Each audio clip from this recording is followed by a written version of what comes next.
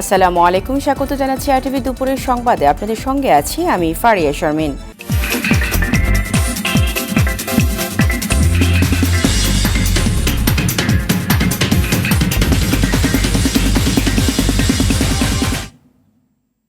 শুরুতে টি-20 বিশ্বকাপের খবর। ডি গ্রুপে নিজেদের প্রথম ম্যাচে শ্রীলঙ্কার বিপক্ষে 2 উইকেটে স্বস্তির জয় পেয়েছে বাংলাদেশ। টস হেরে ব্যাট করতে নামা লঙ্কানরা নির্ধারিত ওভারে 9 উইকেট হারিয়ে 124 রান সংগ্রহ করে। জবাবে ব্যাট করতে নেমে সহজ ম্যাচকে কঠিন বানিয়ে ফেলেন ব্যাটাররা। শেষে মাহমুদুল্লাহর ব্যাটিং দৃঢ়তায় 6 বল ও 2 উইকেট হাতে রেখে কষ্টার্জিত জয় পায় বাংলাদেশ। বাকিটা জানাচ্ছেন মাহফুজুল ইসলাম।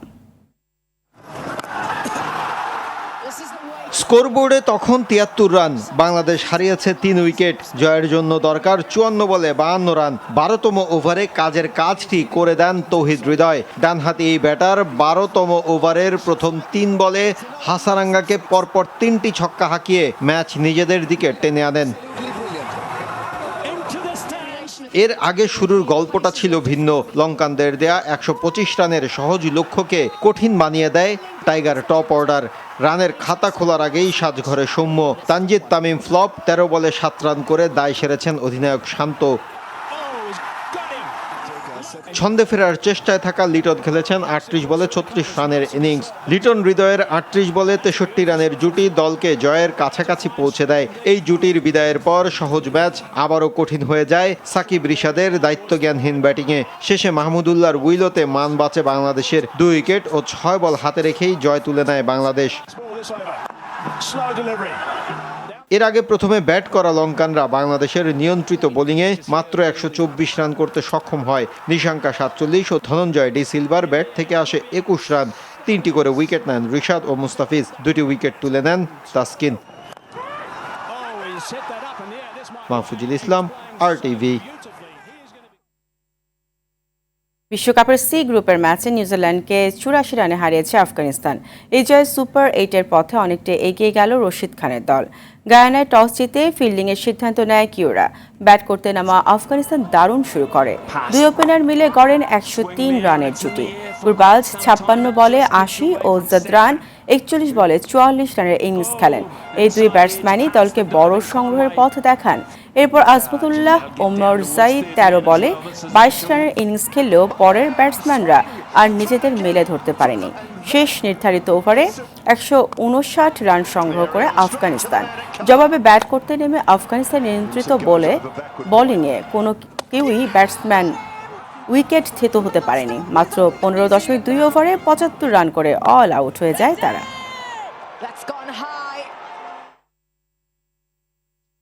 এবার অন্যান্য প্রসঙ্গ।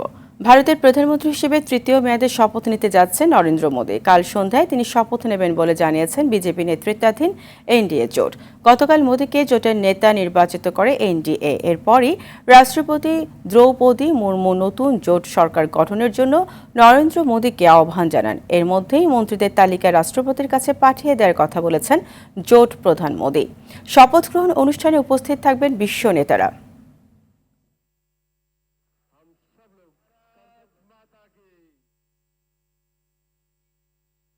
নরেন্দ্র মোদীর শপথ অনুষ্ঠানে যোগ দিতে ভারতে পৌঁছেছেন প্রধানমন্ত্রী শেখ হাসিনা। ফ্লাইটটি নয়াদিল্লির ভিভিআইপি বিমানবন্দর পালাম এয়ার ফোর্স স্টেশনে অবতরণের পর তাকে উচ্চ পর্যায়ের ভারতীয় প্রতিনিধি দল ও ভারতে বাংলাদেশের হাই কমিশনার মোহাম্মদ মুস্তাফিজুর রহমান অভ্যর্থনা জানান। এর আগে সকাল 10:15টার দিকে বাংলাদেশ বিমানের একটি বিশেষ ফ্লাইট প্রধানমন্ত্রী শেখ হাসিনা ও তার সফর সঙ্গীদের নিয়ে ঢাকা ছাড়ে। কাল সন্ধ্যায় শপথ অনুষ্ঠানে যোগদানের পর নরেন্দ্র মোদীর সঙ্গে একান্ত বৈঠক করবেন শেখ হাসিনা। পরে তিনি ভারতের রাষ্ট্রপতি আয়োজিত রাষ্ট্রীয় নৈশভোজে যোগ দেবেন। পরে আরও কিছু অনুষ্ঠানে যোগদান ছাড়াও কিছু দাপ্তরিক কাজ শেষ করবেন শেখ হাসিনা। সোমবার রাত 8টায় ঢাকা ফিরে আসার কথা রয়েছে তার।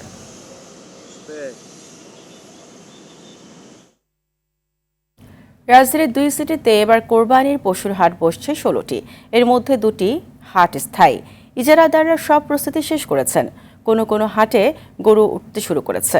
হাসিল নির্ধারণ করা হয়েছে শতকরা 5 টাকা। ইজারাদাররা বলছেন বিক্রেতাদের নিরাপত্তা সহ সব ধরনের ব্যবস্থা থাকছে এইসব হাটে। এ বিষয়ে বিস্তারিত জানাচ্ছেন শাকিবুর রহমান। দরজায় কড়া নাড়ছে ঈদুল আজহা। কোরবানির জন্য পছন্দের গরু কিনতে এরই মধ্যে তোড়জোড় শুরু হয়েছে। তাই তো রাজধানীর হাটগুলোও এখন পশু কেনাবেচায় প্রস্তুত। এবার ঢাকার 2 সিটিতে কোরবানির পশুর হাট বসছে 16টি। এর মধ্যে দক্ষিণ সিটি কর্পোরেশন এলাকায় একটি স্থায়ী সহ 10টি হাট বসছে। তবে কমলাপুর স্টেডিয়াম সংলগ্ন খালি জায়গা ইজারা এখনো হয়নি। দক্ষিণের হাটের মধ্যে থাকছে উত্তর শাহজাহানপুর খিলগা, হাজারীবাগ পোস্তগোলা শ্মশানঘাট, মেলাদিয়া বাজার, যাত্রাবাড়ি দনিয়া কলেজ এলাকা, Dholaikhal truck stand, Amulia model town, লালবাগের রহমতগঞ্জ ক্লাব ও শ্যামপুরের কদমতলী এলাকা। জায়গা পাবো না বলে একটু আগে আসতে। হ্যাঁ, আল্লাহ যদি আমার ভালো করে শুক্রবার পর্যন্ত আল্লাহর রহমতে বেঁচে ফেলবো। ইজারাদাররা বলছেন নিয়ম মেনেই পরিচালিত হবে হাট। আইন শৃঙ্খলা এবং আপনার সামাজিক রক্ষায় যারা আছে নিয়োজিত সরকারি প্রতিষ্ঠানগুলো তাদের সাথে আমাদের অলরেডি মিটিং হয়েছে এবং আমাদের সরকারি নির্ধারিত যে হার সিটি কর্পোরেশন দিয়েছে 5%, সেটাই আমাদের এবছর থাকবে। আর উত্তর সিটিতে অস্থায়ী হাটের মধ্যে থাকছে উত্তরা দিয়াবাড়ি 16 ও 18 নম্বর সেক্টর, ঢাকা পলিটেকনিক ইনস্টিটিউট খেলার মাঠ, খিলগা থানাধীন 43 নম্বর ওয়ার্ড এলাকা, মিরপুর সেকশন 6 এবং ভাটারা সুতিবোলা খাল এলাকা। এছাড়াও কোরবানির জন্য কেনাবেচায় দেশের সর্ববৃহৎ হাট গাবতলী তো থাকছেই। পর্যাপ্ত নিরাপত্তার কথা জানিয়ে ব্যাপারীদের গরু নিয়ে আসার আহ্বান জানিয়েছেন এসব হাটের ইজারাদাররা। দূর দূরান্ত থেকে যারা পাইকার আসবে তাদের জন্য থাকার পর্যাপ্ত জায়গা আছে। গরুর যে খাবারের পানি, আরও যে আনুষঙ্গিক যে বিষয়গুলি আছে সেগুলি আমরা ইনশাল্লাহ সম্পন্ন করেছি। এদিকে বসিলা হাটের ইজারা সম্পন্ন না হলেও প্রস্তুতি শেষ করেছেন সম্ভাব্য ইজারাদার। পশুও আসতে শুরু করেছে এ হাটে। 11 পিস পাবনা থেকে আনছি, চাঁদ উঠলে পরে হাট লাগে। উত্তর সিটি কর্পোরেশনের মেয়র জানিয়েছেন ইজারার বাইরে কেউ হাট বসাতে পারবে না। নগরবাসীকে কোনো ধরনের কষ্ট দিয়ে আমি যেরকম হাট করতে চাই না, আবার নগরবাসী যদি অনুরোধ করে আমাকে যে কিছু কিছু জায়গায় হাট করতে হবে, ওটাও আমাকে দেখতে হবে। কিন্তু অবশ্যই হাটের নিয়ম এবং আইন কানুন সব কিছু মেলেই হাট যারা করবে তাদেরকে আমি বলেছি যে এটা স্মার্ট বাংলাদেশের স্মার্ট হাট হবে। সাকিবুর রহমান, RTV, ঢাকা। দর্শক, এই মুহূর্তে গাবতলী পশুর হাট থেকে সরাসরি যোগ দিচ্ছেন সহকর্মী AR বাদল। বাদল, হাটে পশুর সরবরাহ কেমন দেখছেন? এবছর দাম নিয়ে কি বলছে ব্যবসায়ীরা, জানাবেন। ফারিয়া, এই মুহূর্তে হাটের অবস্থা মোটামুটি, গরু আসছে এবং এখানে আমরা যেটি দেখতে পাচ্ছি যে গরুর পাশাপাশি এখানে মহিষ রয়েছে, উট রয়েছে, দুম্বা রয়েছে, ভেড়া রয়েছে এবং খাসি, ছাগল এগুলো রয়েছে। মোটামুটি এখানে আসছে প্রতিনিয়তই। এখানে হাট কর্তৃপক্ষ যারা রয়েছেন তাদের সাথে কথা বলেছি, তারা বলছেন যে এই হাটে এখন পর্যন্ত বেচা কিনা মোটামুটি চলছে। তবে এখানে এখন দেখতে পাচ্ছেন যে উট, এই উটটি আসলে পাকিস্তান থেকে নিয়ে আসা হয়েছে। এর সাথে আরও একটি উট রয়েছে, 2টি উট। প্রতিটি উটই এখানে যিনি নিয়ে এসেছেন তিনি 26 লাখ টাকা করে এগুলোর দাম করছেন এবং গরু দেখতে পাচ্ছেন এই গরুগুলো এক একটি 4 থেকে 5 লাখ টাকা পর্যন্ত দাম হাঁকা হচ্ছে। তো বিভিন্ন সাইজের গরু রয়েছে, ছোট গরু, বড় গরু, এই ধরনের অনেক রকমের গরু রয়েছে। আপনারা দেখতে পাচ্ছেন যে এই কুষ্টিয়া সহ যে গরুগুলো এসেছে এগুলো কুষ্টিয়া সহ, পাবনা সহ বিভিন্ন জায়গা থেকে এসেছে এবং বিভিন্ন দামের রয়েছে। তবে দেশি গরুগুলোর দাম অন্য গরুগুলোর তুলনায় মোটামুটি বেশি এবং এখানে যে বিষয়টি আমরা লক্ষ্য করছি, ক্রেতারা বলছেন যে দাম মোটামুটি গেলবারের তুলনায় বেশি। এর কারণ হিসেবে বিক্রেতারা বলছেন যে যেহেতু পশু খাদ্যের দাম বেড়েছে সেই জন্য বেশি এবং তারা বলছেন যে এখানে এই হাটে আসার পথে কোনো রকমের ঝামেলা হয়নি এবং ইন্ডিয়ান কিছু গরুও আমরা দেখেছি, সেগুলো দেশি গরুর তুলনায় কিছুটা দাম কম। তারা বলছেন যে সীমান্ত যে হাটগুলো রয়েছে সেই হাটগুলো থেকে তারা এই গরুগুলো এনেছেন। ফারিয়া, এই হাটের পাশাপাশি রাজধানীর অনেক হাটগুলোতে এখন পর্যন্ত প্রস্তুতি চলছে এবং সেগুলো ধীরে ধীরে জমে উঠবে এমনটা প্রত্যাশা করছেন হাট সংশ্লিষ্টরা। তো এই ছিল আমার কাছে গাবতলী পশুর হাট থেকে সর্বশেষ খবর। বাদল, আপনাকে ধন্যবাদ। কোরবানির ঈদকে ঘিরে সক্রিয় হয়ে উঠেছে জাল টাকা ব্যবসায়ীদের সিন্ডিকেট। সকালে রাজধানীর যাত্রাবাড়ির দনিয়ায় অভিযান চালিয়ে চক্রের 4 সদস্যকে গ্রেপ্তারের পর এই তথ্য দিয়েছে গোয়েন্দা পুলিশ। অভিযানে ডিবির লালবাগ বিভাগের উপ কমিশনার মশিউর রহমান জানান, কোরবানির ঈদ ঘিরে এরই মধ্যে প্রায় 2 কোটি টাকার জাল নোট মাঠ পর্যায়ে ছড়িয়ে দেওয়ার প্রস্তুতি চলছিল। কিছু টাকা পাইকারি পর্যায়ে বিক্রি করেছে চক্রের মূল হোতা লিয়াকত হোসেন জাকির।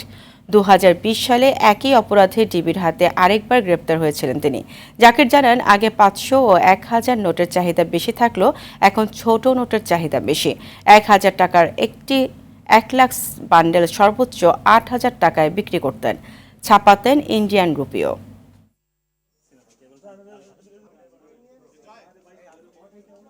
পাঁচশো টাকা বা 1000 টাকার নোটকে জাল করা হয়। এই জন্য এখন মানুষরা 500 টাকা 1000 টাকার নোট নেওয়ার সময় নানাভাবে নাড়াচাড়া করে অথবা সেগুলিকে পরীক্ষা নিরীক্ষা করে, সেই জন্য তারা এখন 100 টাকার নোট এবং 200 টাকার নোটকেও তৈরি করা শুরু করেছে, যেটা অত্যন্ত ভয়ানক। পরীক্ষামূলকভাবে জাল রুপিও তৈরি করার চেষ্টা করেছে, যেগুলিকে তারা সীমান্ত দিয়ে পার্শ্ববর্তী দেশের পাচার করার চেষ্টা করত। আমাদের ধারণা গত রমজানের ঈদ থেকে শুরু করে এখন পর্যন্ত সে 10-15 কোটি টাকা ছেড়েছে।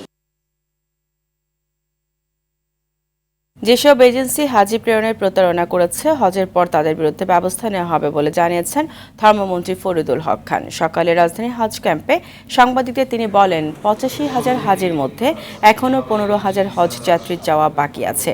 আগামী 12 জুনের মধ্যে সবাই সৌদি আরব পৌঁছে যাবেন। তবে ভিসার কোনো জটিলতা নেই। অন্যবারের তুলনায় এবার হজ যাত্রায় বড় ধরনের অব্যবস্থাপনা ছিল না বলেও জানান ধর্মমন্ত্রী।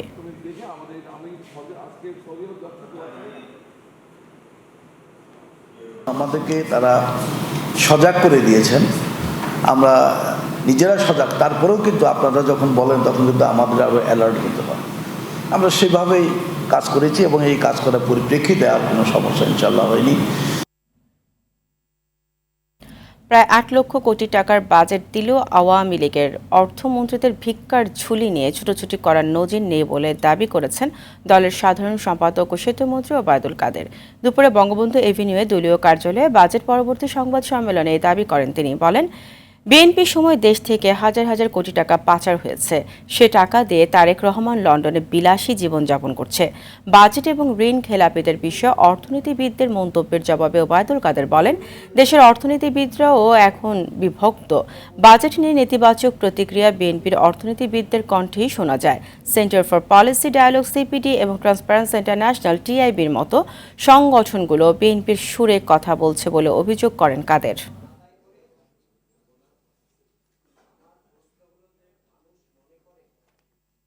বিএনপি আজকে বড় বড় কথা বলে, অর্থ পাচারের কথা বলে। তাদের বাজেট সর্বশেষ ছিল 68,000 কোটি টাকা। তারপরও বাজেটের আগে সাইদুর রহমানকে দৌড়াতে হয়েছিল ভিক্ষা ঝুলি নিয়ে। আমাদের সময়ে ভিক্ষার ঝুলি নিয়ে বাজেট পূর্ববর্তী সময় আমাদের কোনো অর্থমন্ত্রী বিদেশে গিয়ে ভিক্ষা চায়। বাজেটে নিত্যপণ্যের দাম কমানোকে গুরুত্ব দেওয়া হলেও এর প্রভাব পড়েনি বাজারে, বরং নানা অজুহাতে আর ঈদ ঘিরে মাসখানেক আগে থেকে এলাচ সহ বিভিন্ন মশলার দাম বাড়িয়েছে ব্যবসায়ীরা। রাজধানীর কারওয়ান বাজারে এলাচ বিক্রি হচ্ছে প্রতি কেজি 4,200 টাকা পর্যন্ত, আর ডিম প্রতি পিস 13 টাকার উপরে।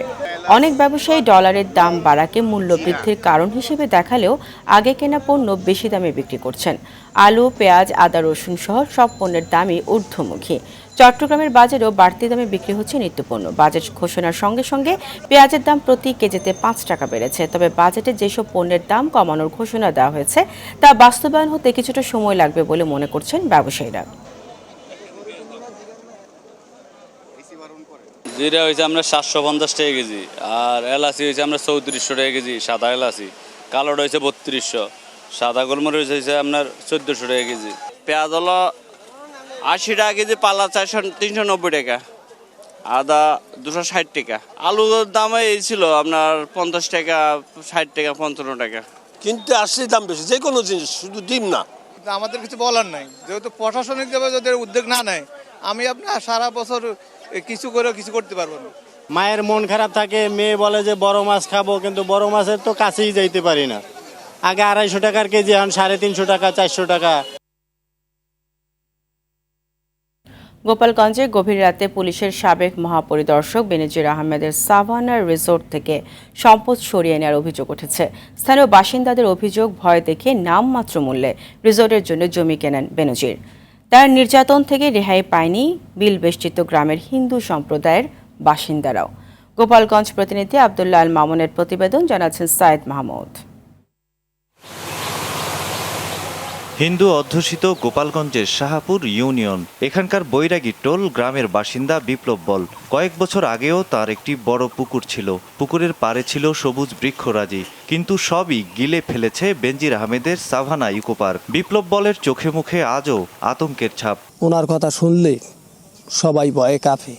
আমরা যে ওনার বিরুদ্ধে এটা থানা বা ডিসি অফিসে যে একটা অভাব অভিযোগ করব বা কোর্ট কেস করব, এই সৎসাহস মনে হয় আমার এলাকায় কেউই দেখায় নাই। সংখ্যালঘু সম্প্রদায়ের আরেকজন সন্তোষ বল, তিনি নিজের সন্তান ও ভাইয়ের উপর হওয়া নির্যাতনের কথা বললেও সম্পত্তি দখল নিয়ে ভয়ে মুখ খুলতে চান না। বলবো কি, বলার তো কিছু নাই। যখন আপনারা আসেন, আমরা প্রোটেস্ট করছি, করার পরেই পুলিশ এসে আমাকে পিটাইছে। এখন কি করি আমরা দেবো? আমাকে তো সবকিছু হারাই যাচ্ছে এখন। স্থানীয় বাসিন্দারা জানান, গোপালগঞ্জ সদর উপজেলার শাহাপুর ইউনিয়নের বৈরাগী টোল গ্রামে প্রায় 1400 বিঘা জায়গা নিয়ে সাভানা ইকো রিসোর্ট গড়ে তুলেছেন বেনজির আহমেদ, যার বেশিরভাগ জায়গায় নামমাত্র মূল্য আর ভয় ভীতি দিয়ে দখল করা। আমাকে সব শরিক সারাক, এই যে গেটটা দেশে এলডিডির রাস্তা, স্থানীয়দের উপর লাঠিচার্জ করে তাদের মুখ বন্ধ রাখার প্রচেষ্টা চালাচ্ছে। এলাকাবাসী তো আতঙ্কিত। এখানকার বাসিন্দারা জানান, আদালতের দেয়া সম্পত্তি জব্দের নির্দেশের পর রাতের আঁধারে বেনজির আহমেদের লোকজন মালামাল সরিয়ে ফেলেছে। সেদিনকার রাত্রে ওনারা অনেকজনে আইসা ওনারা লুটপাট করে নিয়ে গেছে। এ পাশে ছিল প্রায় 7 টন মতো রোড। এদের ভয়তে আমাদের এখন এখানে থাকা কষ্ট, যে কোনো মুহূর্তে আমাদের মারতে পারে, আমাদের প্রতিনিয়ত হুমকি দিয়ে যায়। সাভানা পার্কের গেট তৈরিতে 250 মিটার সরকারি রাস্তা দখলের অভিযোগও রয়েছে বেনজির আহমেদের বিরুদ্ধে। 200-250 মিটার হবে, তার সামনে একটা গেট নির্মাণ করা হয়েছে, যেটা আগে এই গেটের কোনো অস্তিত্ব ছিল না। এটা এখন পার্কের ভিতরে যাওয়াতে লোকজনের অবাধ চলাচল বন্ধ হয়ে গেছে। তবে জনস্বার্থে দ্রুতই রাস্তাটি উন্মুক্ত করে দেওয়ার কথা জানান গোপালগঞ্জের জেলা প্রশাসক। আমরা বিষয়টি তদন্ত করে এলজিডির সাথে আলাপ করে আদালতের অনুমতি নিয়ে এই রাস্তাটি উন্মুক্ত করার ব্যবস্থা নিব। সাইয়েদ মাহমুদ, RTV। জাতির পিতা বঙ্গবন্ধু শেখ মুজিবুর রহমানের প্রতিকৃতিতে শ্রদ্ধা জানিয়েছেন প্রধানমন্ত্রীর নবনিযুক্ত প্রেস সচিব মোহাম্মদ নাঈমুল ইসলাম খান। সকালে ধানমন্ডির 32 নম্বরে বঙ্গবন্ধুর প্রতিকৃতিতে শ্রদ্ধা জানান তিনি। এই সময় নাঈমুল ইসলাম খান বলেন, প্রধানমন্ত্রী শেখ হাসিনার কাজের সহায়ক হিসেবে জ্ঞান, বুদ্ধি ও পরিশ্রম দিয়ে পাশে থাকবেন। এছাড়াও বাংলাদেশের মানুষের সামগ্রিক কল্যাণ এবং উন্নয়নে প্রধানমন্ত্রী যেভাবে কাজ করছেন সেটা দেশ বিদেশের মিডিয়া এবং সাধারণ মানুষের কাছে পৌঁছে দেবেন। সামগ্রিক কল্যাণ এবং উন্নয়নে মাননীয় প্রধানমন্ত্রী যেভাবে কাজ করছেন সেটা দেশে বিদেশে মিডিয়া এবং সাধারণ মানুষের কাছে পুরোপুরি উজ্জ্বলভাবে যেন পৌঁছায়, সেই জায়গাটাতে আমার যেটুকু এক্সপিরিয়েন্স মিডিয়াতে কাজ করার সেটা কাজে লাগিয়ে আমি আমার সাধ্যমতো চেষ্টা করি। মাসে 2 দিন সাইকেল চালানোর জন্য কর্পোরেশন এলাকায় রাস্তা নির্দিষ্ট করে দেওয়া হবে বলে জানিয়েছেন ঢাকার উত্তর সিটি কর্পোরেশনের মেয়র আতিকুল ইসলাম। সকালে জাতীয় সংসদ ভবনের সামনে থেকে গুলশান 2 গোল চত্বর পর্যন্ত cycle rally pedal for planet অনুষ্ঠানে এ কথা বলেন মেয়র আতিক। মাদকমুক্ত সুস্থ সমাজ গঠনে শরীরচর্চা, খেলাধুলার সঙ্গে সাইক্লিং গুরুত্বপূর্ণ ভূমিকা রাখবে বলে মত ডিএনসিসির মেয়রের। অপরিকল্পিতভাবে পাহাড় কাটা ও বৃক্ষ নিধনের ফলে পাহাড় ধসের আশঙ্কা দেখা দিয়েছে বান্দরবানে। ফলে জীবনের ঝুঁকিতে পাহাড়ের পাদদেশে বসবাসকারী লক্ষাধিক মানুষ। জেলার 7 উপজেলা, 2 পৌরসভা ও 34টি ইউনিয়নের বিভিন্ন স্থানের পাহাড় কেটে বসতবাড়ি নির্মাণ করায় অতি ঝুঁকিপূর্ণ অবস্থায় প্রায় 30,000 পরিবার। বান্দরবান থেকে মোহাম্মদ শাফায়েত হোসেনের তথ্যছবিতে ইমরুল কায়েসের রিপোর্ট। নিদারুণ সুন্দর এই প্রকৃতি যে কারো মন কাড়বে, তবে এই সুন্দরের আড়ালে রয়েছে বান্দরবনের লক্ষাধিক বাসিন্দার ঝুঁকিপূর্ণ জীবনের গল্প। স্থানীয়দের অভিযোগ, বান্দরবনের 7টি উপজেলায় নিয়মের তোয়াক্কা না করেই পাহাড় কেটে বসতি স্থাপন করেছে কিছু বাসিন্দা। অপরিকল্পিতভাবে পাহাড় কাটা ও বৃক্ষনিধনের ফলে পাহাড় ধসের আশঙ্কা দেখা দিয়েছে। সামান্য বৃষ্টি শুরু হলেই মাইকিং করে স্থানীয়দের সরিয়ে নেওয়া হয় আশ্রয়কেন্দ্রে। পাহাড়ের এসব বাসিন্দা নিজেদের ভিটেমাটি ছাড়তে নারাজ, তবে ঝুঁকিতে বসবাসকারীদের স্থায়ী পুনর্বাসনে সরিয়ে নেওয়ার দাবি স্থানীয়দের। বর্ষা যদি আসে আমরা তো বয়ে কোথায় যাব, কোন জায়গায় থাকবো? আমরা তো গরিব মানুষ, আমরা তো মৃত্যু ঝুঁকিতে আছি, আমরা কি করব? আমরা এখন পাহাড়ের উপরে খুব ঝুঁকিপূর্ণ ভাবে বসবাস করতেছি। কখন যে মাটি ধসে পড়ে যায় সেই ঠিক ঠিকানা আমাদের নাই। জায়গা যাবেন না কোনো জায়গায়, আমাদের যদি কোনো স্থান করে দেন, সরকারের কাছে আবেদন, আমরা যেখানে ঘর বাড়ি বাঁধে দেয় ওইখানে চলে যাব। পাহাড়ি এলাকায় বৃষ্টিপাত বেশি হলে ভূমিক্ষয় ও পাহাড় ধসের ঘটনা ঘটে, ফলে ব্যাপক প্রাণহানি ঘটতে পারে বলছে এই মৃত্তিকা গবেষক। ভূমিকম্পের ফলে পাহাড় ফেটে যায় এবং এই ফাটল অংশের ভিতর দিয়ে বৃষ্টির পানি ঢুকে পরবর্তীতে ধস আকারে নেমে আসে। বৃষ্টিপাতের পরিমাণ বেশি হওয়ার কারণে পাহাড় ধসে যাচ্ছে এবং প্রাণহানির সংখ্যা দিন দিন বেড়ে যাচ্ছে। এদিকে ঝুঁকিপূর্ণ এলাকায় বসবাসকারীদের তালিকা করে সহযোগিতার আশ্বাস স্থানীয় ও জেলা প্রশাসনের। যারা ঝুঁকিপূর্ণ জায়গায় বসবাস করেন তাদের তালিকা করার জন্য, সেই তালিকা পরিপূর্ণভাবে সম্পূর্ণ হলে জেলা প্রশাসনের সাথে সমন্বয় করে কিভাবে ঝুঁকিপূর্ণ জায়গায় বসবাস যারা করেন তাদেরকে কিভাবে পুনর্বাসন করা যায় সেটা আমরা পরবর্তীতে ব্যবস্থা নেওয়ার চেষ্টা করব। অবৈধভাবে কোথাও বসবাস করুক পাহাড়ের পাদদেশে, সেটা আমরা চাই না। কোনো প্রাণহানি হোক সেটাও আমরা চাই না। যদি আমাদের দৃষ্টিগোচর হয় অবশ্যই আমরা সেই ধরনের ব্যবস্থা নেব। যারা পাহাড়ের পাদদেশে বসবাস করছে তারা যেন নিরাপদ আশ্রয়ে চলে যায়। জেলা প্রশাসনের তথ্য মতে গেল 10 বছরে পাহাড় ধসে নারী শিশু সহ প্রায় শতাধিক মানুষের মৃত্যু হয়েছে। ইমরুল কায়েস, RTV। লিবিয়া উপকূল থেকে 11 অভিবাসীর মরদেহ উদ্ধার হয়েছে। শুক্রবার উপকূলের কাছাকাছি এলাকা থেকে আরও 1.5 শতাধিককে জীবিত মানুষকে উদ্ধার করা হয়। সেই ওয়াচ গ্রুপের একটি বিমান থেকে ওই মরদেহগুলো দেখা গিয়েছিল। তবে মৃতদের উদ্ধার করার জন্য লিবিয়ার উপকূল রক্ষীর সঙ্গে যোগাযোগের চেষ্টা করে ব্যর্থ হয় তারা। অভিবাসীদের জন্য বিশ্বের সবচেয়ে বিপজ্জনক সমুদ্রপথ ভূমধ্যসাগর। 2024 সাল থেকে ভূমধ্যসাগরে 20,000-এরও বেশি মৃত্যু এবং নিখোঁজ হওয়ার ঘটনা তালিকাভুক্ত করেছে জাতিসংঘ। নদীতে তলিয়ে গিয়ে রাশিয়ায় মারা গেছে 4 ভারতীয় শিক্ষার্থী। রাশিয়ার নভগোরোদ স্টেট ইউনিভার্সিটিতে লেখাপড়া করত তারা। শেষ খবর পাওয়া পর্যন্ত নিহত 2 জনের মরদেহ উদ্ধার করা হয়েছে। বাকি 2 জনের মরদেহ এখনও খুঁজে পাওয়া যায়নি। দেশটির ভলখণ্ড নদীর ধারে হাঁটতে বেরিয়েছিলেন এই তরুণেরা। হঠাৎই নদীতে পড়ে যায় তাদের একজন। তাকে বাঁচাতে নদীতে লাফ দেয় বাকিরা।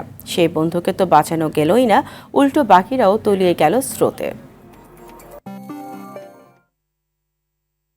ডেনমার্কের রাজধানী কোপেনহেগেনের কুলতারভেট এলাকায় একটি রাস্তায় প্রকাশ্যে হামলার শিকার হয়েছেন দেশটির প্রধানমন্ত্রী মিতে ফ্রেডেরিকসেন।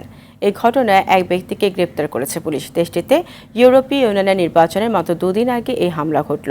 হামলার শিকার হওয়ার আগে ফ্রেডেরিকসেনের EU নির্বাচনে তার দল সোশ্যাল ডেমোক্র্যাট প্রার্থী ক্রিস্টেল শেলডে মোজের সঙ্গে এক নির্বাচনী কাজে অংশ নিয়েছিলেন। দেশটির পুলিশ এই হামলার ঘটনা তদন্ত করছে। এই ঘটনাকে ঘৃণ্য কাজ বলে উল্লেখ করেন ইউরোপীয় ইউনিয়নের প্রধান উর্সুলা ভন ডার লেয়েন। ইউক্রেনের রুশ নিয়ন্ত্রিত লুগানস্ক ও খেরসন অঞ্চলে হামলা চালিয়েছে ইউক্রেন।